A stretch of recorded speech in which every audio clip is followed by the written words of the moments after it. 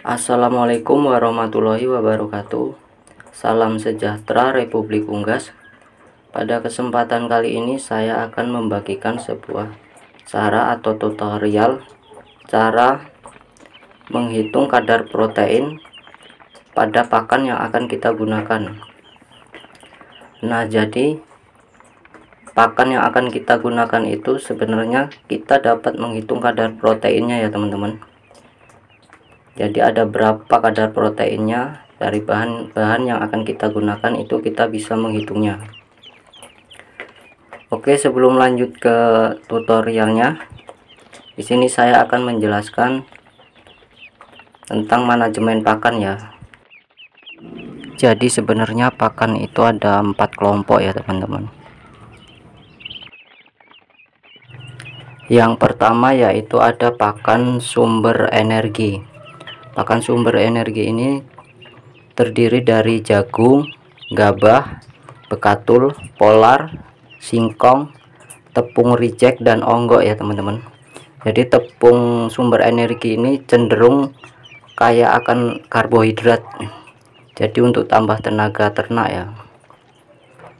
Dan untuk yang kedua yaitu ada pakan sumber protein.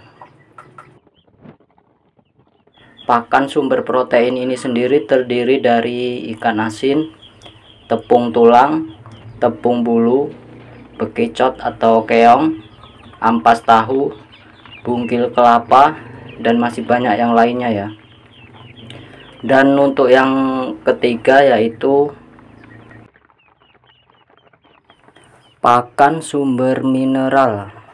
Pakan sumber mineral ini terdiri dari fosfor, kalsium fosfat, asam amino, dan banyak lagi yang lain ya teman-teman.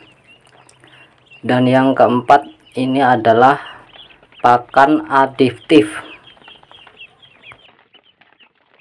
Pakan adiktif ini sendiri terdiri dari prebiotik mikro dan alfa toksin ya teman-teman. Untuk pakan adiktif ini sendiri sifatnya tidak wajib ya. Jika memang ada saja baru bisa kita gunakan, karena memang dia produk pabrikan, jadi memang agak susah untuk didapat ya.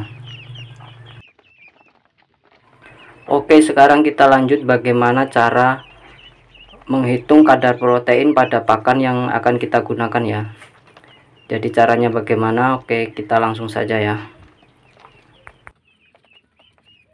Oke, di sini saya akan langsung menghitung bahan-bahan pakan yang biasa saya gunakan ya teman-teman.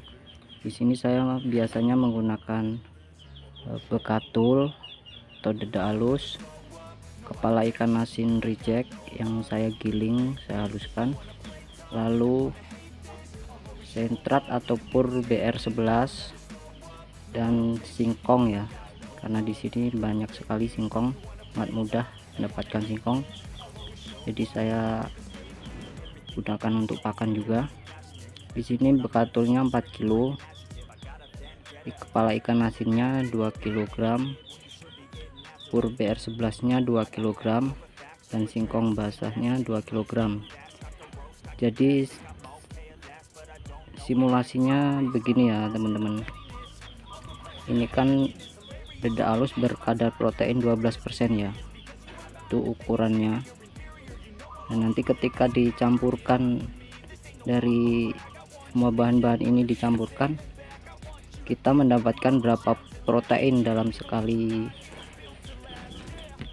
makan ya, karena ini sekali makan di tempat saya segini ukurannya. Jadi cara menghitungnya begini teman-teman, 4 dibagi 10 dikali 12, jadi 4 ini adalah jumlah bahannya 4 kg. Ini jumlah pakannya 4 kilo,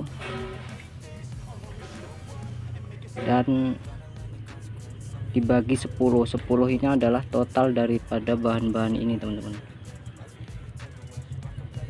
Jadi 4 kilo tambah 2 kilo tambah 2 kilo tambah 2 kilo, jadi totalnya 10. Jadi 4 kilo dibagi total semua bahan, jadi 4 bagi 10 dan dikali 12. 12 ini adalah kadar protein dari dedak halus. 4/10 dikali 12 sama dengan 4,8%. Dan untuk kepala ikan asinnya yaitu 2 kilo dibagi keseluruhan bahan yaitu 10 dikali 20% kadar proteinnya, jadi dapat dengan 4% ya. Dan untuk purnya ini 2 kilo dibagi 2 kilo dibagi keseluruhan bahan 10 kilo ya, jadi 2/10 dikali 24%, jadi sama dengan 4,8%. Dan ini untuk singkongnya yaitu 2 kilo singkong dibagi total bahan yaitu 10 dan dikali 2%, jadi ketemunya 0,4%. Nah, semua bahan ini tadi kandungan proteinnya jika dijumlah itu ketemunya 14% teman-teman. Nah, jadi dari semua bahan yang saya gunakan ini tadi proteinnya adalah 14% ya teman-teman. Jadi cara menghitungnya adalah 4 ini adalah jumlah bahan dan 10 ini adalah jumlah keseluruhan bahan, dan 12% ini adalah kadar protein pada bahannya. Jadi 4 bagi jumlah bahan dibagi keseluruhan jumlah pakan dan dikali 12 dari kadar protein pakan ya. Dan untuk 14% ini sebenarnya ini minimal ya teman-teman. Untuk maksimalnya itu tidak ditentukan karena semakin banyak kandungan protein yang kita berikan pada ternak itu semakin bagus ya. 14% ini adalah minimalnya. Usia 20 hari ke atas itu baiknya ya 17-20% kadar protein ya. Bagaimana cara menambahkan kadar protein yang kita berikan pada ternak? Teman-teman tinggal tambahkan saja bahan-bahannya di sini. Misalkan kita tambah ampas tahu atau dan sebagainya, dan kita tambah jumlah bahannya di sini ya. Nanti ketika dikalkulasi otomatis kadar proteinnya juga akan bertambah karena bahannya juga kita tambah. Nah, jadi seperti itulah cara kalkulasi menghitung kadar protein pada pakan ya. Nah, jadi apapun bahannya cara menghitungnya itu tetap sama ya teman-teman. Untuk mengetahui kadar protein seperti ini ya, ini kan saya sudah tuliskan di sini kadar protein dedak, kadar protein ikan asin, kadar protein sentrat, dan kadar protein singkong. Jadi untuk mengetahui ini semua teman-teman bisa searching di mesin pencari ya, seperti Google. Di sana banyak artikel yang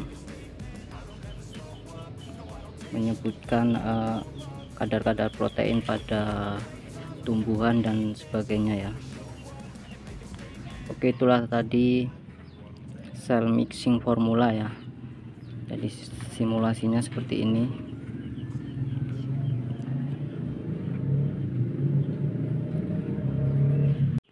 Oke teman-teman, mohon bantuannya ya dengan cara klik tombol subscribe ya, agar kami lebih bersemangat dalam membagikan pengalaman ya, membagikan tutorial. Buat teman-teman juga yang ingin bertanya-tanya seputar unggas bisa langsung komen saja ya. Oke, sekian dari saya. Assalamualaikum warahmatullahi wabarakatuh.